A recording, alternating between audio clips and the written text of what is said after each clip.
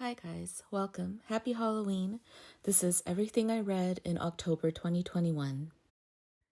The new One Punch Man Volume 23 came out this month. This was a fun one. Homeless Emperor. I forgot about the duality of Saitama the hero and Saitama the bumpkin, but I've been caught up in the BTS craze and have been drooling over their cute and sexy dualities. And the new Cardcaptor Sakura Clear Card Volume 10 also came out this month. This is a slimmer one, and you get a little more into the duality of Sakura and Akiho, but not very much happens in this one. It's really cute how the cards live with Siren in their natural forms. It speaks to the deep relationships the characters have with each other, and how much they all love and support one another, and how wholesome this series is. I read number 9192, A Diary of a Year on the Bus by Lauren Elkin, another new release from September, in the span of a hair appointment. As you can see, I highlighted a lot of pithy observations. She, like I, wrote daily logs on her iPhone Notes app, and unlike I, she wrote them while taking public transit around Paris in 2014, which is when the Charlie Hebdo attacks happened. That event serves as a fulcrum when there was a pre- and post-attack behavior in the city. Much like how we're currently in a pre- and post-COVID society. The gravity of the topic aside, this was very pleasurable to read. The constraints of typing in the Notes app makes for a whittled-down account, getting down to the essence of things, which I also find to be the case when I write in notes, and it more or less trains my thoughts to be succinct and as concise as possible. A lot of heart in this book. Another new diary anthology I read that came out this month is A Carnival of Snackery, Diaries 2003 to 2020 by David Sedaris. If you're new to his work, I would not recommend this to be your first foray. This is also a follow-up to Theft by Finding, Diaries 1977 to 2002, which I read in 2019. I've said before, I love David Sedaris, and his writing gives me immediate comfort, so I read this while I was on my period. I noticed in Theft by Finding, whether he was poor or rich, he sounded exactly the same, making the same kinds of observations and going through the same thought processes. It instilled in me the value of knowing who you are and trusting your gut and relying on your inherent judgment as your North Star. In A Carnival of Snackery, since the timeline is after Sedaris achieves success and has a heavy load of book tour dates, there's a lot of work travel anecdotes in here. There's the odd feeling of digging into a fresh new release, but feeling that pre-COVID antiquity, because the overwhelming takeaway I got from this book is how many different kinds of people Sedaris has met throughout his life, and how much richness that's provided him. From people who told him jokes at book signings to the plethora of drivers whose cars he hated disembarking from because of all the interesting stories they shared with him. This is the stuff that creates a full life. This is one of the biggest impacts of COVID, that everyone was deprived of this richness of humanity. I read The Cook by Maylis the Kerangal, translated by Sam Taylor at the sleep study clinic right before trying a CPAP machine for the first time.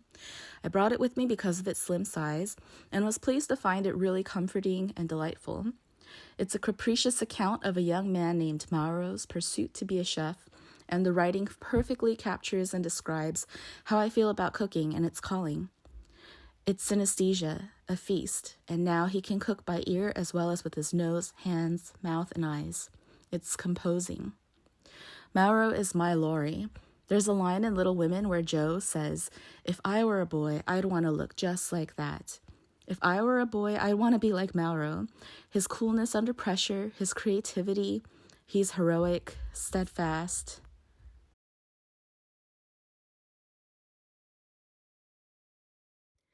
I heard about Lives of the Saints by Nancy Lemann from Katie Merchant's Instagram and vaguely thought it's some 80s white culture classic and did not realize it's a Southern lost cause narrative. Even though I hate all of the characters and what they stand for, I guiltily enjoyed.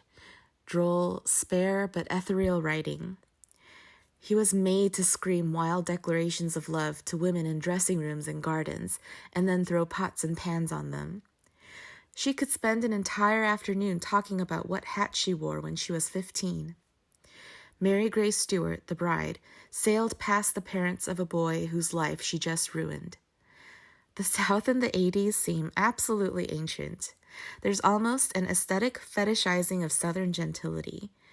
Vivid colors of black maids in white uniforms on the velvet green lawn. Green, bamboo grove, majestic silence, lonely splendor, wastrel youth. So when I read Harlem Shuffle by Colson Whitehead, which is a new release from September, I didn't realize all the novels I was reading, the voices I was hearing, were all basically the same color. Cool toned blues and pinks, pastel green, sopranos, because this one felt and sounded so abruptly out of sync in my head.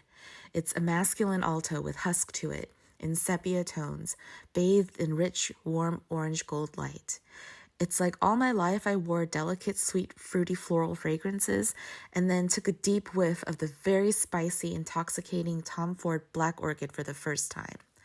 I enjoyed it when I was reading it, but I got stuck and spent way too long finishing it. It's a fun caper, and I guess I just wasn't in the mood for a caper this month. There are a lot of funny moments, like when a very dangerously described mobster sits down mid-threat on one of our furniture dealer protagonist's top-of-the-line argent couches, and he can't help the surprised look of utter comfort on his face moments before he's slayed. I have Whitehead's The Nickel Boys in my ever-increasing TBR, and I think I have to revisit this when I read that. There's a lot to appreciate and savor in his writing. So when I finally dug into The Lying Life of Adults by Elena Ferrante, I felt like I was immediately put back into my wheelhouse. I loved this, and I'm so sad I can no longer read this for the first time ever again. This book is about the time in your life when you're growing up and realizing what you've been taught by your elders, by your betters, is a lie. The erosion of trust with them because of this discovery, and you find your path veering off from theirs, and the relationship between parent and child becomes discordant. I think we can all relate to this experience on many levels, from our personal adolescence with our immediate family members, and on a national or global scale when we're all learning daily the many ways how the systems we've lived and believed in for decades, for centuries, have been built on lies and corruption. The story starts when our adolescent protagonist, Giovanna, overhears her father inadvertently mentioning that she's starting to become ugly, just like his estranged sister, who she's never met, and it quickly escalates to the beginning and unraveling of the rest of her entire life. Objectively speaking, nothing out of the ordinary happens in this story. Giovanna, nor any other character really, is likable or defensible. But this is Ferrante, who makes the mundane feel monumental, and after her father's slight, her growing breasts gaining her unwanted attention, her first period, I feel like I've been run over by a train. What happened in the world of adults, in the heads of reasonable people, in their bodies loaded with knowledge? What reduced them to the most untrustworthy animals, worse than reptiles? I read Skinship by Yoon Choi, a recent release from August, because apparently my heart wanted to be broken even more.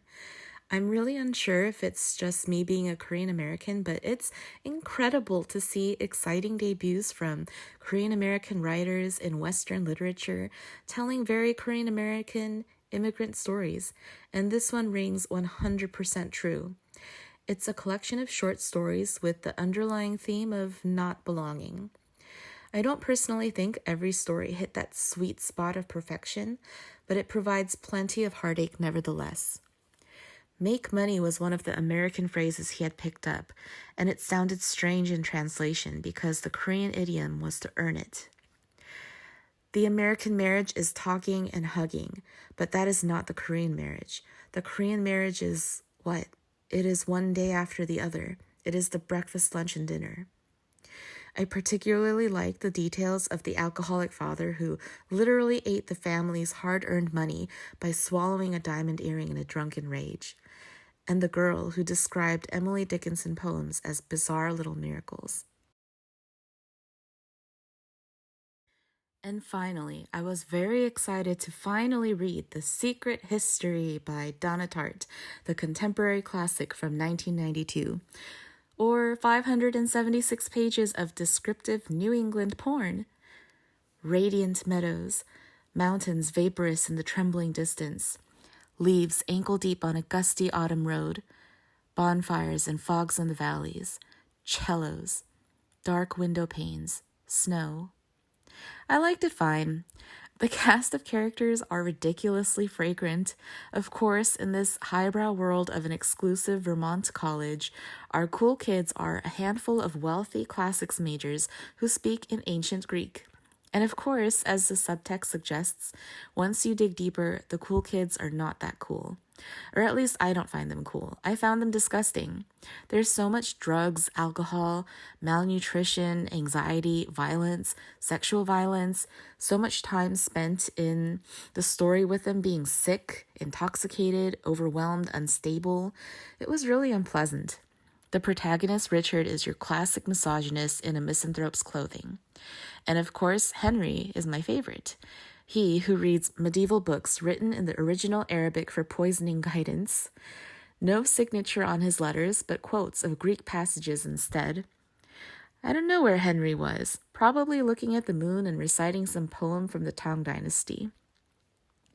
The plot, the characters, the pacing, the writing, the elements are all there, and it's one of those books you wish you could watch as a film, which made me read about why this will probably never be made into a film, and how sad it is that they made The Goldfinch into a film, but not this. I may have spent just as much time imagining my cast list as I did reading this very but not overly long book. That is everything I read this October. Looking back, this was a great reading month, well-rounded and full.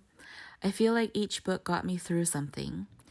I hope you found books to be havens during moments of your life. Until next time, as always, thanks for watching. Bye!